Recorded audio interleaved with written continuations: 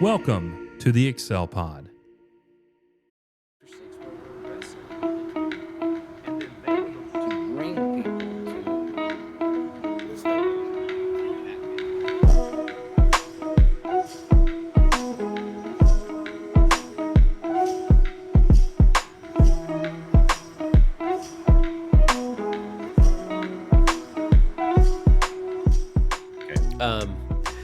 Let's go ahead and go over to Ephesians. I'll pull it up. Psalms 68, where he kind of gets into this little discourse about this mountain of Bashan. And I don't know if there's any context you want to talk about leading into verse 15, but Well, not in the passage, not in Psalm 68, but I mean there is in elsewhere, in Scripture is where we see Bashan, but no, not in Psalm 68. okay. So in verse 15, it reads, it reads, "O mountain of God, mountain of Bashan, O many-peaked mountain, mountain of Bashan. Why do you, mountain of Bashan, look with hatred, O many-peaked mountain, at the mount that God desired for his abode? Yes, where the Lord will dwell forever. The chariots of God are twice 10,000, thousands upon thousands. The Lord is among them. Sinai is now in the sanctuary. You ascended on high, leading a host of captives in your train and receiving gifts among men, even among the rebellious, that the Lord God may dwell there." That is in Sinai, or this mountain. It's interesting because all these where God is used kind of interchangeably, because Sinai is where God met on a mountain, and Jerusalem is eventually Zion. Jerusalem is going to be a mount where God's presence is going to be. But what's going on with this mountain of God and Mount Bashan, and why is this Mount Bashan so envious of where God is deciding to put his name? Help us understand the why behind this, because after reading a lot of commentaries, I kind of get the description of what this mountain is and how it compares to the mountain that God chose, but I don't get the message of the why. So, Nate, I don't know if you can expand on why is this mountain so envious, Okay. and talk about some of the region of Bashan and whatnot. And also have that not commentary, that Heiser excerpt about what Bashan is, if you ever want me to pull Okay. that up. Yeah, we'll do that in a second. Okay, go ahead. This is where we'll kill some sacred cows here. The word. Do you have logos handy? Yeah, I have it up. If you go to Psalm 68:15. Oh, you were just on it. No, you're okay. Doofus. Can you look at the Hebrew of God right there? I don't know if it'll pop up for you all, It won't pop up. but Okay. it says just Elohim. Elohim. Yeah, And is that singular or plural? it's plural. Okay. So, Elohim, here's the sacred cow. You've probably heard the word Elohim in church before. Elohim is not a name for God. Elohim is a type of being. Okay, so any spiritual being that is not a physical, tangible being can be an Elohim. So it refers to the space that um, they're in, not necessarily, and the type of being they are. So God is an Elohim, but He is not the only Elohim. Um, it's any spiritual, disembodied spiritual being in the heavenly places. Okay, so and it's plural in this case, in verse 15. So really, mountain of God, I would say, is a poor translation. I think it is mountain of gods, mountain of Bashan. So one reason that I think it's a bad translation is because just the word itself is plural Elohim. Um, so gods, little g gods, mountain of the gods, mountain of Bashan, many peak mountain, mountain of Bashan. Okay, so that's one reason I think it's a bad translation, is because the word itself, plural Elohim. Number two reason I think it's a bad translation and should not be translated mountain of God, but should be translated mountain of the gods, is because This mountain is personified to be looking with hatred at the mountain of God that God chose as his abode. So which is either Sinai, where God dwelt in the desert, or on Mount Zion. It's a both and thing. It's where God chose to dwell, which Zion is where the temple was in Jerusalem. So why would the mountain of God be looking at hatred at the mountain of God? That doesn't make sense Yeah. contextually. So it's all of that to say that might be kind of technical for you to understand. All of that to say, it could probably more accurately be translated mountain of the gods, mountain of the wicked spiritual beings, mountain of Bashan. Why do you look at hatred at the mountain of God? So what this passage is doing is it's personifying two mountains, the mountains of Bashan that represent evil spiritual forces, mountain of the gods, um, that look at hatred at and jealousy with the mountain that Yahweh God has chosen, which is either Sinai or Zion. So what we have here is God has gone out to Bashan, and Bashan represents in the text in the Bible. Bashan is a place of wicked, evil spiritual forces. And that's kind of epitomized in the mountains of Bashan.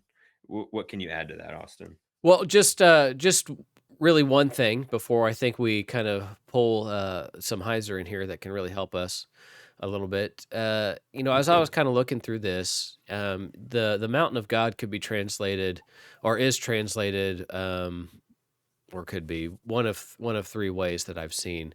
Almighty mountain, mountain of Bashan. And it's taking that God and using it kind of adjectively is how the technical term of it is. And basically what it means is, like in Psalm 80, it talks about the cedars of God. Really, that just means some really tall trees. So some mighty cedars. It's just the stature of it. It's describing what the mountain is. So Mhm, Elohim could be translated as like mighty, mm, or taking an attribute or a description of God and mhm. applying it to the mountain. So that's why some translations go with mighty mountain, which is fine. Fine. It doesn't really hurt our case because Bashan is really where we hang our hats. And as Nate described, it can't be the mountain of God. Now, God in the Hebrew language is oftentimes plural, so just the singular God. But also to Nate's point, Contextually still, yes. yeah, contextually it can be God, but well, contextually here we think it's God's, but you really got to get a feel for the passage and what it's trying to communicate. So the reason why it can't be God, Nate's saying, is because it's looking with envy at the mountain, at his own mountain. So that doesn't make any sense. Why would God's You mountain be? Sorry, you're saying grammatically it could be, but whenever you take grammatically plus contextually, That's right. there's too Yeah, much going yeah. on. Yeah, Contextually, it can't be God, even though grammatically it can be I singular got you. God. So Mhm, that's a good point of clarification. And then, as Nate said, it can also just be God's. And I mhm, think as we kind of go into this a little bit, we will see that the reason why these two mountains are at odds with one another is really because it's in light of the message of the whole entire Old Testament. It is God versus the gods of the nation. And I mhm. think that plays in very well here to Psalm 68. Do we loop in Heiser here or no? Sure, rip it. Okay, I want to bring up an excerpt from The Unseen Realm. I love this book. I don't agree with all the conclusions, especially as it's applied into some of the New Testament salvific, applications that he draws. But his Old Testament work is very solid, as far as I'm concerned. And so let's go ahead and pull up Logos. Regarding this fall of Bashan, he's going to bring up Psalm 68. He says this: Bashan was ground zero for Old Testament demonic geography. But for all the darkness conjured up by the term, references to Bashan in the Old Testament aren't all sinister. Psalm 68, 15 through 23 describes a time when Yahweh takes ownership of Bashan. So, and then he quotes Psalm 68, 15 through 18. First thing that sticks out in this passage is the infamous Mount Bashan is called the mountain of God. The phrase mountain of God is actually mountain of Elohim, or Har Elohim in Hebrew. That means it can be translated either mountain of God or mountain of the gods. The latter makes more sense than the former in context, for the very observable reason that the two mountains in the passage, Bashan and Sinai, are rivals at the beginning of the psalm. The mountain of the gods, Bashan, looks with hatred at Yahweh's mountain, Mount Sinai. God desired Sinai for his abode, and the psalmist asks Bashan, why the envy? This one makes little sense if Bashan was already under Yahweh's authority. The psalmist intends a contrast of association. In the Old Testament, Sinai is firmly associated with Yahweh and Israel. Bashan is the polar opposite of Sinai. It symbolizes unholy ground. The rest of the psalm describes an assault on Bashan by Yahweh and his holy army. We know the description refers to spiritual warfare since there was no such engagement of the Israelites in the Old Testament, and also because verse 17 clearly speaks of a divine army. Yahweh, the divine warrior, will one day tear down the strongholds of Bashan. He will lead a train of captives down from the mountain. So that's Heiser's take on it. And if you get his book, I'll kind of do a plug here. He kind of, before this section here, my chair is slowly sinking down. If you get his book, he'll make this connection in the Old Testament about all the references to Bashan and how it's associated with just basically this demonic activity. It's associated with, in the Second Temple Jewish literature, it's associated with the region where the sons of God descended, these angels that were antithetical to God's mission and purpose. It's associated with everything bad. Og, Deuteronomy 3, yeah. Yeah, in Deuteronomy 3 with Og, in Joshua, I forget the reference. It talks about how Og is Giant. Yeah, is part of the Rephaim. And if you're part of the Rephaim, that's directly connects you back with the Anakim and the Nephilim. So this harkens back to Genesis 6 language. The whole point, and this is one of those things that I guess you have to really just trust us, but we have passages. I wish I had that Joshua. I think I've got it. It's like Joshua 10 or something. Or Joshua 12. Joshua 12. Yeah, Joshua 4 and 5. Yeah, Joshua 12, 4 and 5. So Bashan in this region has a history, has a rich history. And Heiser even takes it as far as into Matthew 16 to talk about Caesarea Philippi, where Jesus takes the disciples, and he's doing that with a purpose. And he says that the gates of hell is associated with the region of Bashan and Caesarea Philippi. This is where Caesarea Philippi is.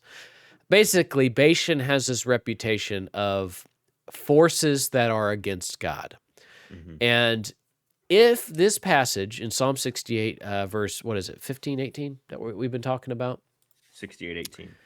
Well, 15 is mountain of God. Yeah. My bad. Yeah. If this passage is, it can't be God. We know that. It could be talking about a mighty mountain. But here's the thing: you can't account for why the rivalry exists here, except that in Heiser's view and the view that we take, the why is it's God versus the gods of the nation. And this will carry over very well whenever we get over into Ephesians chapter 4. So we're going to have to hang our hat here for now, because when we get over to Ephesians 4, in order for Jesus to distribute these gifts for the church to continue to work against these demonic forces, which is what we're doing today, according to Ephesians 3:10, the manifold wisdom of God might now be made known to the rulers and authorities in the heavenly places. We have these gifts as a church to sustain us, to work against Satan and his angels who are working against God. But Jesus had to come down first into demonic territory and tackle them here on earth. And that is exactly the reason why Paul uses Psalm 68. It only makes sense, Nate, right? It only makes sense if God is defeating the gods of the nations Yep. and it's being applied to Jesus doing the same thing through the cross event. It only Yep. makes sense then. So, Yeah. love this. Yeah. Go ahead. Yeah. It's the way that, like, I'm thinking about, like, places have a reputation, places carry a meaning. We talk about that today. Like, some people call the South, like, they'll call the South like God's country, and obviously these are like little nicknames, but we know what people are saying, or they call Vegas Sin City, Yeah. same concept. Now, but this had a much more real supernatural presence tied to it. Bashan was known as a place of the supernatural dwelt there. Did we read Joshua 12? We don't need to read Joshua 12, You can read it but if you're there, or else I can just type it in real quick so they can get eyeballs on it. Maybe let's just Joshua, because it also brings up Mount Hermon, if I'm not mistaken, yeah, in the next verse. It does. Look at Joshua 12:4. And Og, king of Bashan, one of the remnant of the Rephaim, those are connected to the giants, the Rephaim, Anakim, Nephilim, goes back to Genesis 6 when the sons of God, sons of God came into the daughters of men. All of that, giants, spiritual half breeds who lived at the Ashtaroth and Edrei and ruled over Mount Hermon. That's connected to mountains of Bashan. Same synonyms there. And Selica and all of Bashan to the boundary of the Jeshurites and Maccathites and over. Okay, we can stop there. But what you have there is the connection of Og, king of Bashan, to the Rephaim. These sound like words we skip over in Bible class, but there are big theological concepts connected to this. The Rephaim is about Nephilim, giants, demonic activity connected to Bashan. So Bashan is Heiser. We keep bringing up Heiser, but it's not just Heiser. He's one of the leading people promotes this idea, but Heiser would call Bashan ground zero for the demonic, the demonic in the Old Testament. So Psalm 68 paints God as going out and defeat and warring a spiritual war at Bashan. God defeated the enemies, the spiritual beings at Bashan, and he parades those captives back into the city and takes up residence at his mountain, and he receives gifts and riches and glory, and then he distributes those. So this spiritual defeat culminates and is fulfilled in Jesus and in his death on the cross. We don't think about this. We don't talk about this. We talk about how Jesus forgave us of our sins. It's true, but it's a flat understanding of what Jesus did on the cross. Yeah. Paul in Ephesians explains the supernatural victory that happened at the cross, this cosmic spiritual battle that at the back,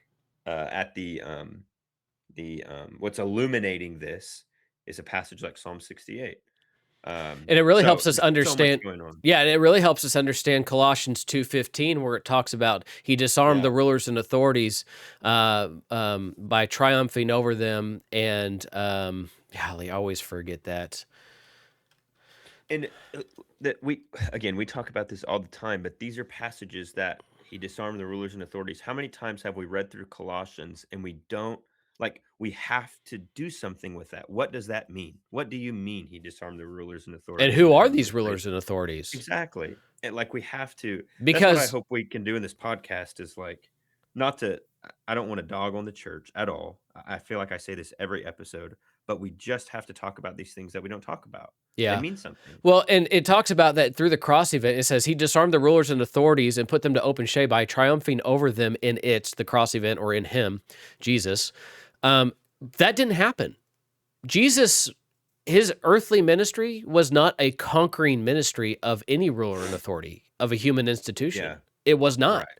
So it cannot be a human institution because he died by them. Mm-hmm. So these rulers and authorities, as is talked about in Ephesians, it's these spiritual entities in the heavenly places. So Mm-hmm. how exactly did he defeat them? Mm-hmm. And what So is...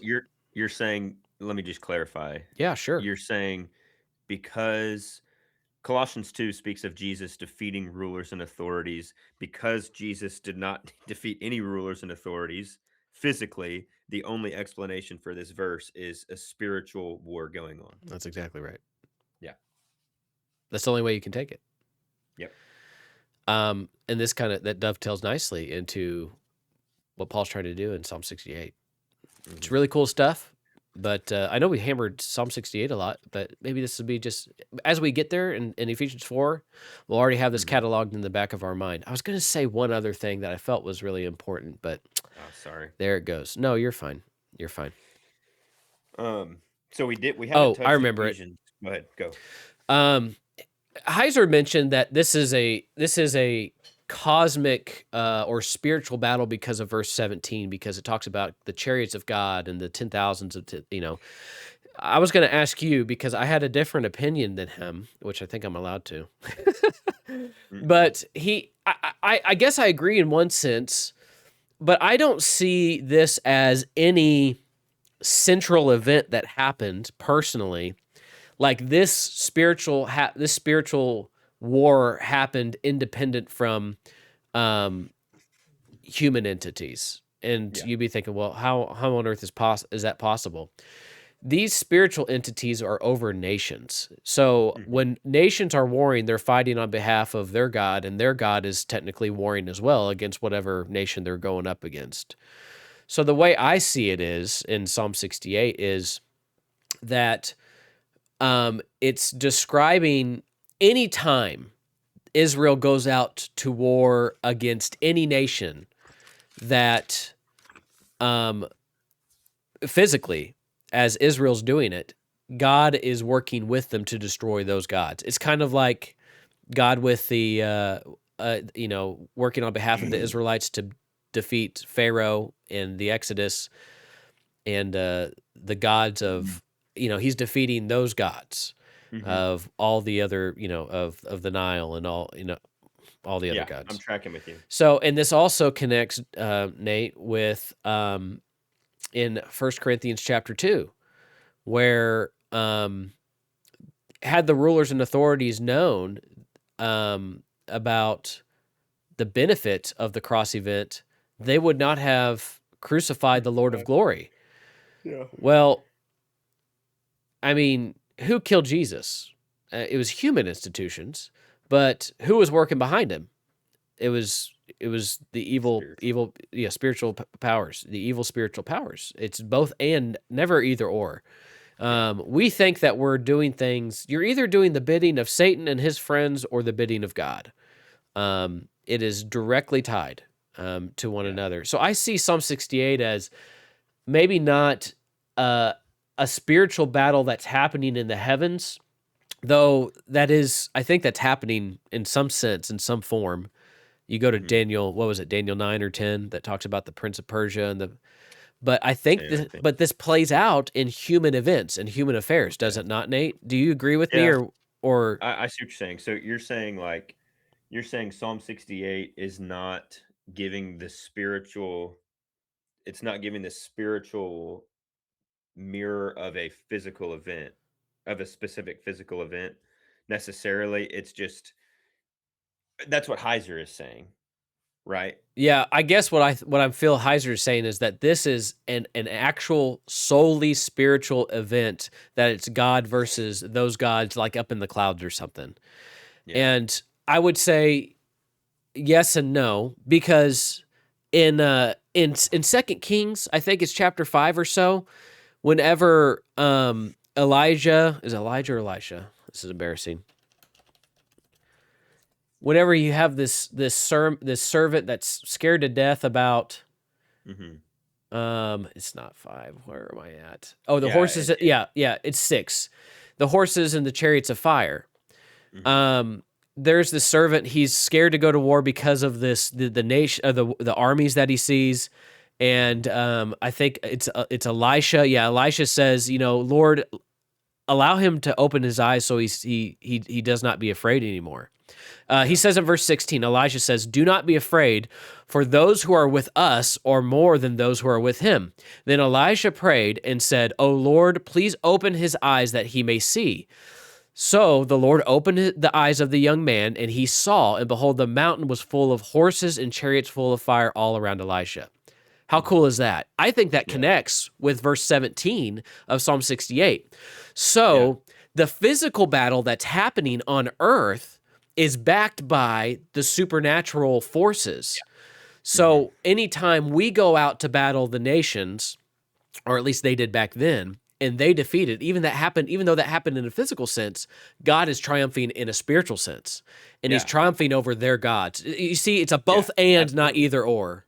Yeah, I think if we were to tie this to any specific physical event, I think it is Israel going through the wilderness. I think there's a lot of stuff about the wilderness wandering, taking up residence and building the temple.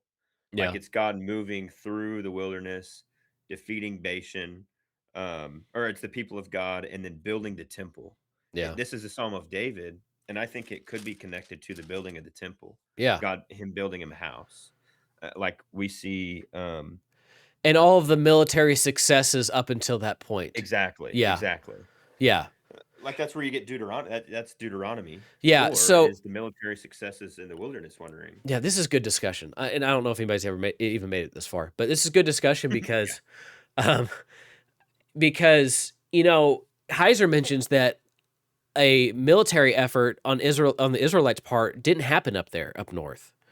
Mhm. I think that's what he mentioned. But even though, and that's important because I think what's happening is the psalmist is really just describing all the events, the military events that are happening anywhere on earth. It's as if it's God versus the gods of the nation. It's speaking to their territory or their domain.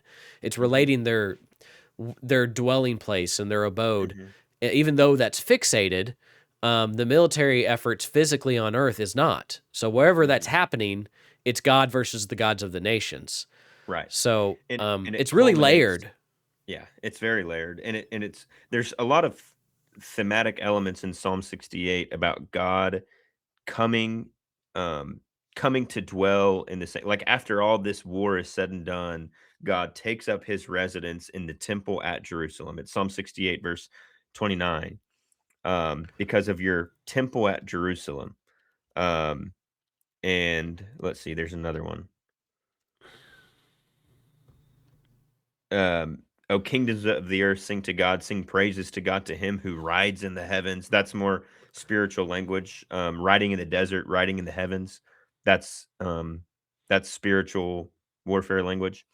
Um, Ascribe power to God, whose majesty is over Israel, Where whose are you power at? is in the skies. 35. Okay.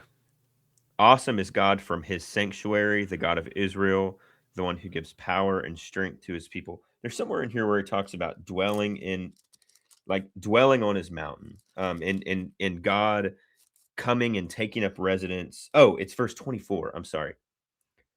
Your procession of my God, my King, into the sanctuary. So there's all this stuff about coming into the sanctuary and God's abode. Verse 16, the mount that God desired for his abode. Yes, where the Lord will dwell forever. The Lord is among them at Sinai.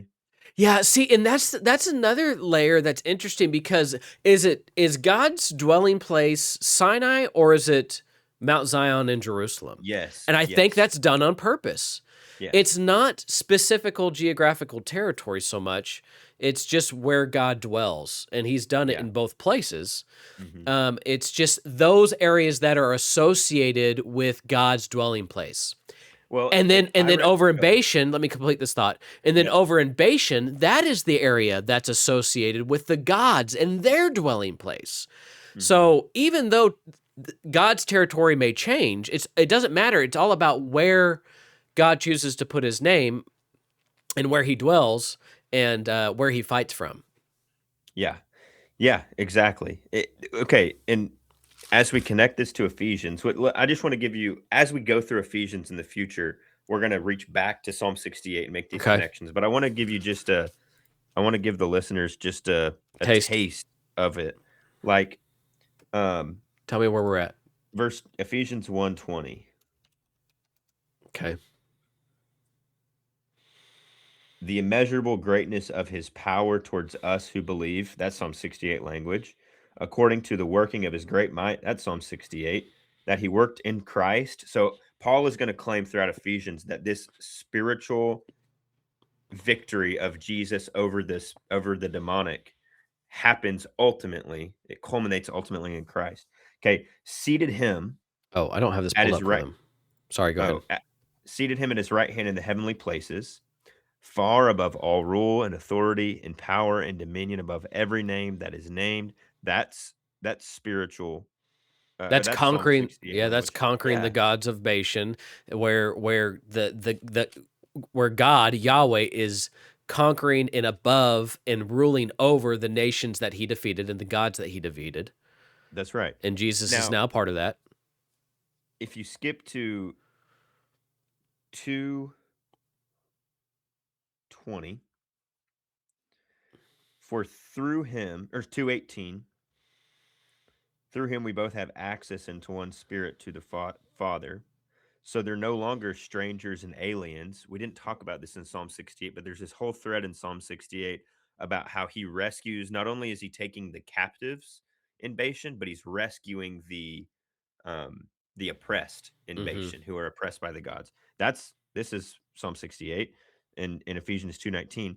They're no longer strangers and aliens, but fellow citizens and members of the household of God. That's about the temple. That's temple language, Hmm. Sinai language. There's this place that God dwells in, Well, and you got it's the temple right ultimately, here in verse 21.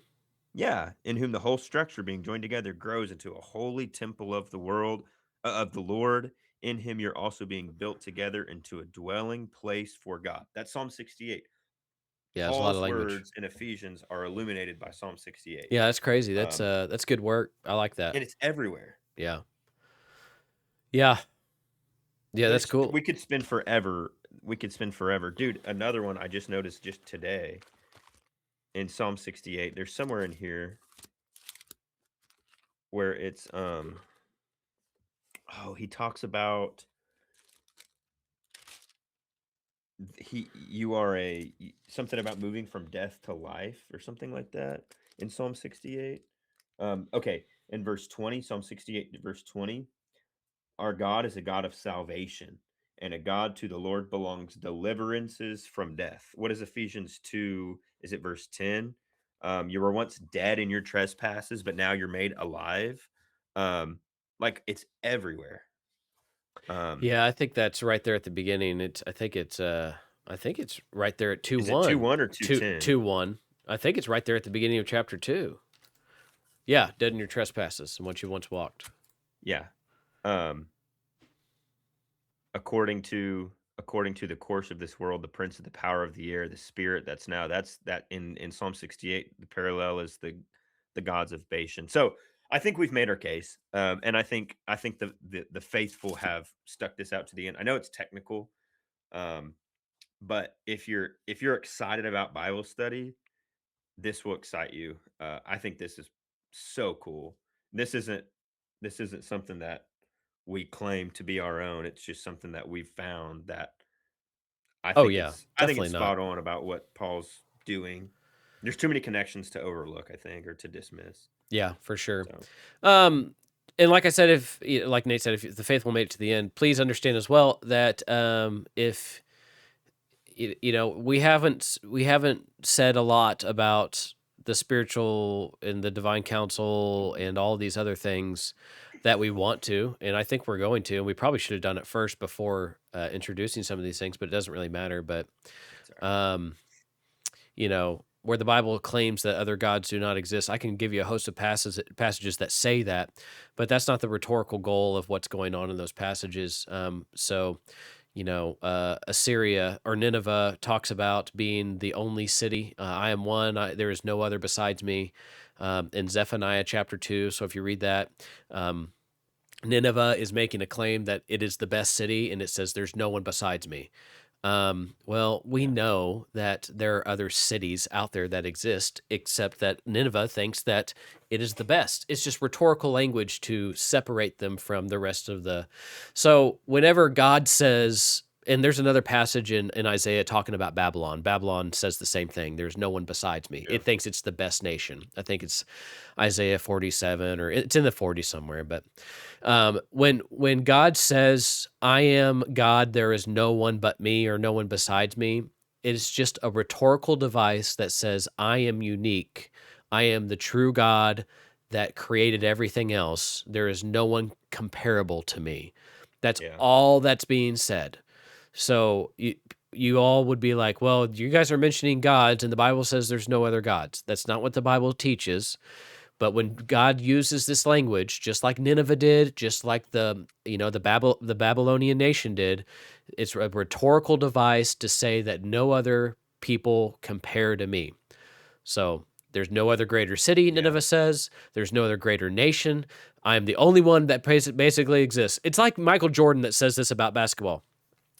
I'm Michael Jordan. There's no other basketball player but me. What are we to conclude from that statement? That there's no other basketball player in existence? No. We know Michael Jordan's the GOAT. There's no one that's going to come close to him. So, I mean, somebody might, but Tom Brady can make this claim. It's just a rhetorical device to exclaim exclusivity.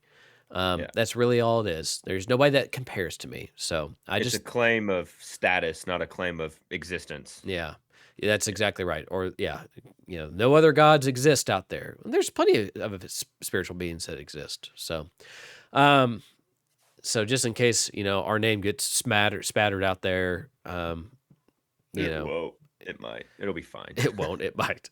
There's a little bit of caveat there at the end. So we are. This will be a 40-minute episode for part 2. So next time we talk, we're going to get into the book of Ephesians. So I'm really happy with how this went, Nate. So cool. I'm ready for Psalm 68 in Ephesians when we get there, chapter 4.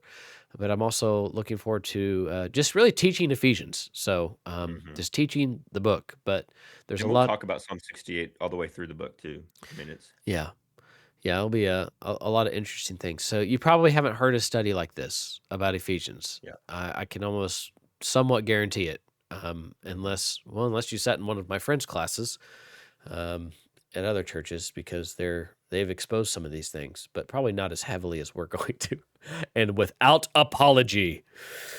If you got questions or comments, don't forget to email us, thethinkingkingdompodcast@gmail.com.